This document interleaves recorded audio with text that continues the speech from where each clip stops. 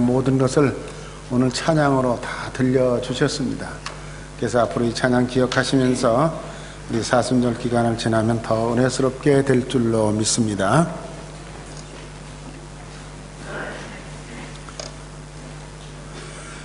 오늘은 성경 본문에 나와 있는 대로 한 청년이 요단강가로 걸어 나오는 많은 사람들 군중 속에 있었는데, 그때 세례 요한이 갑자기 소리를 지릅니다. 보라! 하나님의 어린 양이다. 그 사람들이 다 그쪽을 주목해서 보았죠. 그 말씀을 가지고 사순절 첫 번째 주일 말씀을 여러분들에게 전해드리려고 합니다. 여기 사순절이라고 하는 것은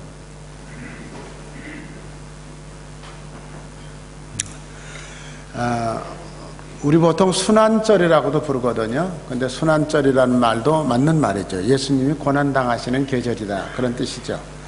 그래서 사순절이라고 그러는 것은 재의 수요일이라는 말이 있습니다. as Wednesday라고 그러는데, 부활주일 아침서부터 계속해서 거꾸로 쭉 내려가면서 40일 동안이에요.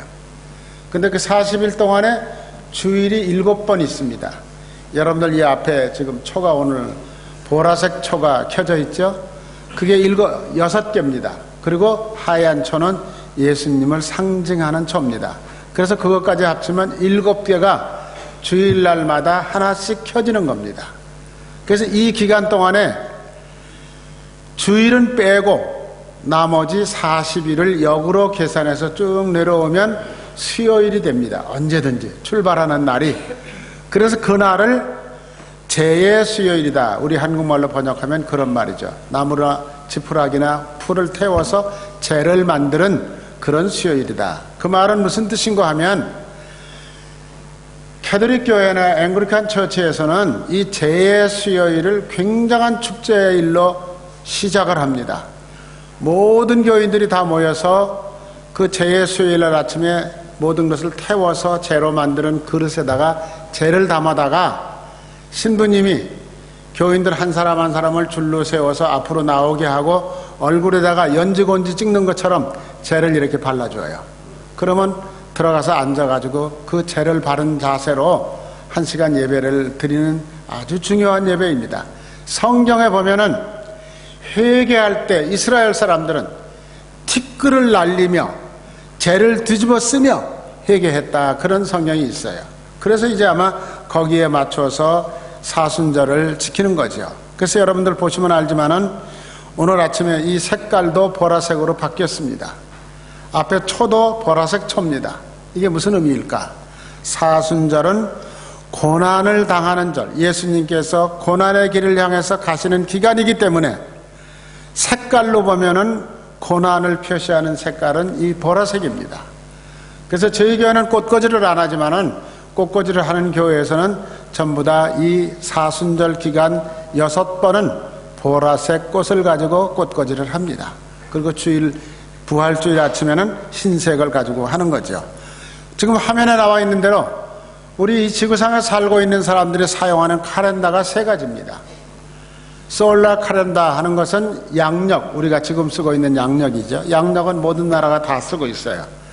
근데 루나 카렌다 하는 것은 음력입니다. 음력은 아시아에 있는 국가들이 사용하는 그 농번기와 맞춰서 절기를 따져서 만드는 달력인데, 우리 한국 같은 나라는 제가 지난 금요일 이후에 새해 복 많이 받으세요, 떡국 잡수셨어요 하는 전화를 여러 번 받았어요, 서울로부터. 그러니까 우리 한국 사람들은 양력설도 세고 음력설도 세고 양쪽의 축제를 다 가지고 지키는 민족이죠. 그런 것. 그 다음에 이제 교회력이라고 하는 게 있어요. 처치 카렌다. 이것은 기독교 국가에서 양력을 사용하면서 처치 카렌다를 동시에 같이 쓰는 나라들이 굉장히 많습니다. 영국이나 미국이나 호주도 마찬가지죠. 모든 축제일 같은 거는 전부 다 기독교 카렌다에 의해서 애들 부활절 휴가도 하고 뭐 이런 걸 다 가지잖아요. 마찬가지로 이렇게 해서 부활절을 우리가 지키는 것이 그 교회력에 의해서 고난주간을 사순절이라 이렇게 부릅니다. 여러분, 사순이라는 말은 우리 초순, 중순 이런 말 쓰잖아요. 마찬가지로 순이라는 말은 한국의 순수한 한국말인데 숫자를 세는 개념 가운데 열씩 묶어서 쓰는 겁니다. 아, 내달 초순에 내가 거기 갈게. 그러면 1일서부터 10일 사이에 가겠다. 그런 뜻이고, 중순쯤 만나자. 그러면 11일부터 20일 사이에 만나자. 그런 뜻이거든요. 그러니까 사순이라는 말은 주일을 뺀 40일 동안이라 그런 뜻입니다. 그래서 우리가 이 부활절을 사순절에 이제 지키는데, 이 사순절에는 제예수의 여기 좀 설명이 나오네. 사순절에 우리가 꼭 지켜야 될 거는 뭘까? 우리 오늘 장로님이 기도 아주 멋지게 잘 해주셨어요. 또 성가대가 찬양 발사 이미 다 해주셨어요. 다 묶어서 정리를 하면 부활주의를 맞이하기 위한 준비를 하는 기간이에요. 그렇다면 저나 여러분들, 예수님이 부활하셔서 아무개야 하고 부르실 때, 예, 제가 여기 있습니다. 아이고, 부활하셔서 너무너무 기쁩니다. 주님 앞에 나가실 수 있는 마음의 준비가 되셨나요? 나를 위해서 주님이 죽어주셨는데 그 은혜에 늘 보답하면서 신앙생활을 해오셨나요? 그래서 우리가 그렇게 못했다는 것을 저도 고백하고 여러분들도 다 압니다.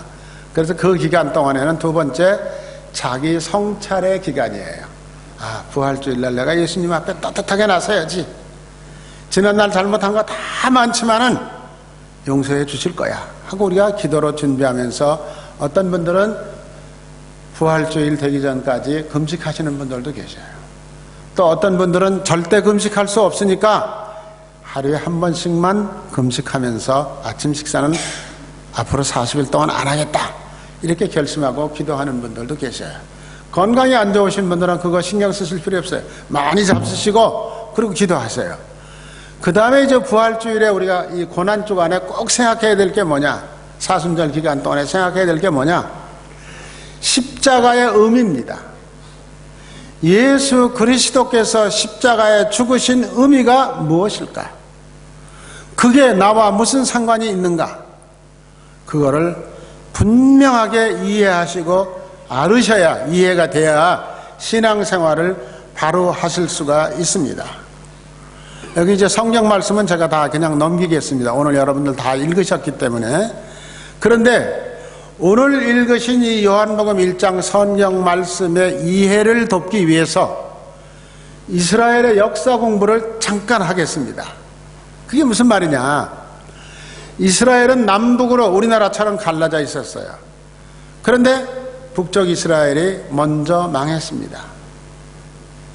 그리고 남쪽은 유다라 그러는데, 유다가 444년, 예수님 탄생하기 400년 전에 바벨론이라고 하는 이웃나라가 쳐들어와가지고 완전히 무너져 버렸어요. 바벨론은 쳐들어와가지고 조그만 아이들, 그 다음에 연세 많으신 노인들은 다 죽여버렸어요. 그리고 이스라엘에 있는 모든 것들은 다 불태워버리고 금으로 만든, 은으로 만든 좋은 것들은 자기 나라로 다 뺏어갔어요. 그리고 중간 청년들, 노인들이 아니고 중간 청년들, 일할 수 있는 사람들, 힘께나 쓸 수 있는 젊은 층에서부터 시작해서 장년에 이르는 사람들은 전부 어디로 데려갔느냐? 자기 나라로 다 끌고 갔어요. 끌고 가서 70년 동안 부려먹습니다. 자, 여러분 생각해 보세요. 남의 나라에 강제로 끌려가고 할아버지도 죽고 어린 아이들도 다 죽고 청년들만 끌려가서 70년 동안을 종살이 했다고 한번 생각을 해보세요. 얼마나 힘들었을까? 그런데 하나님은 그들을 쫓아서 바벨론으로 보낼 때 선지자를 통해서 약속을 하셨어요. 70년 후에 다시 돌아오게 한다. 그러니까 거기 가서 집도 짓고 열심히 일도 하고 돈도 벌어서 잘 살아라. 남의 나라라고 농땡이 부리지 말아라. 이렇게 가르쳐 주셨어요. 만일 여러분들 우리 지금 호주 와서 다 살고 있어요. 여기 와서 다 시민권 받고 영주권 받고 이제 편안하게 사시는데 어느 날 호주의 수상이 코리안들 다 너희 나라로 돌아가. 우린 필요 없어. 그렇다면 여러분들 얼마나 힘드시겠어요? 그래서 이스라엘 사람들은 돌아가라고 명령을 받았을 때 1차 빨리빨리 정리해서 가라는데 여기 어떻게 살겠냐 1차로 떠났어요. 또 그 다음에 집도 팔아야 되고 땅도 팔아야 되고 사업도 정리해야 되고 하는 사람들은 2차로 떠났어요. 마지막에 정리할 게 많은 사람들은 3차로 떠났어요. 다 떠나버렸습니다. 왜? 그분들은 아무리 좋아도 그 땅에 살고 싶지가 않았어요. 왜? 그 땅은 여호와 하나님을 모르는 땅이야. 그래서 주일이 되면은 그발강가에 그 사람들끼리 모여가지고 기타를 치면서 찬송을 부르고 고향 땅을 생각을 했다는 거야. 그런데 여러분, 지금 고향으로 돌아가는 사람들은 자기 고향 땅이 어떻게 생겼는지 아는 사람 한 사람도 없어. 할아버지한테 얘기를 들었고 할머니한테 얘기를 들었을 뿐이야. 가본 일이 없는 사람들이야. 같습니다. 그런데 그렇게 가서 이스라엘에 들어가서 이제 집도 짓고 무너진 성도 다시 쌓고 교회도 새로 만들고 했는데 문제는 뭐냐? 여러분 구약 성경을 보면은 말라기 선지자가 마지막 선지자예요. 이스라엘로 들어가고 난 다음에 말라기 선지자가 활동을 해요. 그래서 너희들이 70년 동안 거기 끌려가서 고생한 이유가 뭔 줄 아냐? 이런 걸 이렇게 가르쳐 주면서 이제는 절대 하나님만을 중심으로 살지 않으면 너희 후손들이 또 그런 수치를 당할는지도 모른다. 가르쳐 줘요. 그러고 난 다음에 말라기 선지자가 죽고 난 다음에 어떻게 됩니까?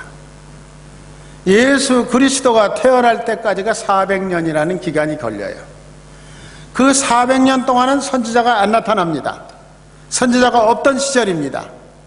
정말 이스라엘 역사 속에서는 아주 캄캄한 밤중 같은 400년을 살고 있습니다. 그때 이스라엘 정치하는 사람들은 지 멋대로 자기 좋은 대로 백성들을 못 살게 굴어요. 그걸 잘못한다고 깨우쳐주는 선지자가 있어야 되는데 선지자 한 사람도 안 나타나. 구약시대에서 믿던 구약 성경을 가지고 있던 종교 지도자들이 있었는데 그 종교 지도자들은 정치하는 사람들하고 손잡고 자기 유익만 취하고 살고 있어. 어쩌면 우리의 현실하고 거의 비슷할는지도 몰라요. 400년 동안은 그러면서 예수 그리스도가 나타나시기를 기다리고 있는 거죠. 모두가 지쳐버렸어요. 주변 강대국들이 항상 찝쩍거리고 못살게 굴어요. 이럴 때 갑자기 요한이라고 그러는 사람이 저 허허벌판에 서서 소리를 지르기 시작을 했어요. 야, 이 독사의 자식들아 하면서 야단을 치는 거예요. 여기 나와서 세례를 받고 변화된 삶을 살아라. 그러니까 400년 동안을 어둠컴컴한 정치 치하에서 구약 성경에 메시아를 보내주겠다고 하는 하나님의 약속을 기다리고 있던 모든 사람들이 요단강가로 막 몰려간 거야. 야, 선지자가 나타났다. 메시아 일런지도 모른다. 가봐야 된다. 다 몰려나가니까 사람들이 어떻게 했어요? 큰일 났다. 정치하는 사람들은 겁이 나기 시작을 한 거야. 어떻게 하면 좋겠냐? 이렇게 한 거죠. 그때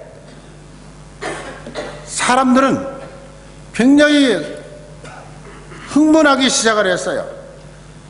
이럴 때 어떻게 하면 좋을까? 이런 생각을 많이 하게 된 거죠. 마태복음 11장 11절에 보면은 예수님께서 말씀하셔요. 여자가 낳은 사람 중에 저 사람만큼 위대한 사람이 없었다. 그 말은 무슨 말일까? 세례 요한이라고 하는 사람이 인류 역사 속에서 가장 존경스럽고 위대한 사람이다. 예수님이 말씀을 하셔요. 그렇게 얘기를 해주는 것을 우리는 성경을 통해서 볼 수가 있습니다. 그런데 이스라엘의 정치꾼들은 지금 겁이 나는 거야. 야, 구약 성경에 표시된 메시아가 왔는가 보다. 그런데 메시아인지 아닌지 확실히 모르겠어. 그래서 이 사람들이 이제 하기 시작한 일이 뭐냐 그러면 젊은 청년들을 불러가지고 돈을 주면서 야, 너희들 그 사람 세례 요한한테 가서 세례 좀 받고 그리고 좀 물어보고 와라. 네가 누구냐? 물어보고 오라는 거예요. 응? 누군지 네가 분명히 말하라. 네가 메시아냐? 네가 그리스도냐? 넌 누구냐? 네가 선지자냐? 물어보고 오라는 거죠. 근데 왜 그렇게 물었을까? 신명기 18장 15절에 보면은 이런 성경 말씀이 있어요. 네 하나님 여호와께서 너희 가운데 네 형제 중에서 너를 위하여 나와 같은 선지자 하나를 일으키시리라.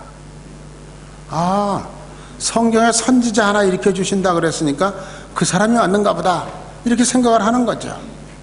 그래서 가서 물어보라 그러는 거죠. 너는 뭐냐 도대체? 너는 누구냐? 그러니까 이 사람이 대답하기를 뭐라고 대답했느냐면은 이사야서 40장 3절에 있는 말씀으로 대답을 했어요. 나는 광야에서 외치는 소리인데 앞으로 오실 예수 그리스도 메시아가 오실 때 그 길을 평탄하게 만들기 위해서 왔다. 너희들 회개해라 소리를 지르는 거죠. 그러니까 그 물으러 온 사람들이 볼 때는 자기들이 묻는 대답에 하나도 대답을 못 얻었어요. 그러면 너는 엘리야도 아니고 그리스도도 아니고 선지자도 아니고 네가 무슨 자격으로 무슨 권한으로 사람들에게 세례를 주느냐 하고 또 물어본 거예요. 그러니까 이분이 대답을 하죠. 당신들은 모르지만 여러분들 가운데 나는 물로 세례를 주지만은 성령으로 세례를 주실 분이 한 분 오실 것이다. 이렇게 전해줘요.